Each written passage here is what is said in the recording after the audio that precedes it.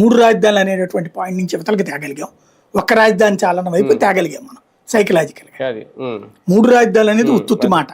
వాస్తవంగా విశాఖపట్నం క్యాపిటల్ అనేది ఒరిజినల్. మిగతా ప్రాంతాన్ని సాటిస్ఫై చేయడం కోసం అతను ఆ మూడు రాజధానులు అనే పదం వాడాడు. అతని వీక్నెస్ ని చంద్రబాబు చెక్ పెట్టాడు. పెట్టి ఒకటే చోట అన్నటువంటి పాయింట్ తీసుకొచ్చి మధ్య పాయింట్ నేను పెట్టింది అన్నటువంటి తీసుకొచ్చాడు. కానీ ఈ భారం చంద్రబాబుని రోజు రోజుకి నెత్తిన పెరుగుతోందే కానీ తగ్గదు. రెండవది ఏంటంటే ప్రపంచ చరిత్రలో సృష్టించబడిన నగరాల అభివృద్ధి లెక్కలో కనబడట్లా. చైనా, మలేషియా, ఇట్లాగా అనేక దేశాల్లో సృష్టించబడిన నగరాల్లో ఎదుగుదల వేగవంతం లేదు.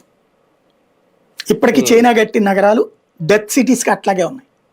మలేషియాలో అట్లాగే ఉన్నాయి. కొన్ని దేశాలు అయితే మీరు వచ్చి అక్కడ ఉంటే మేము ఎదురు డబ్బులు ఇస్తామని చెప్పేటటువంటి పరిస్థితుల్లో ఉన్నాయి. ఈవెన్ మన దగ్గర ఉన్న నగరాలని దాటి కొత్త నగరాలు సృష్టించే నయారాయ్పూర్ స్టిల్ డెత్ సిటీ. పొద్దునపూట బిగిన్ అవుతుంది 10ంటికి, సాయంత్రం 5తో క్లోజ్. గాంధీనగర్, కొత్త గాంధీనగర్, నయా గాంధీనగర్, అహ్మదాబాద్ కాకుండా గాంధీనగర్ కాకుండా నయా గాంధీనగర్ సేమ్ అదే పరిస్థితి.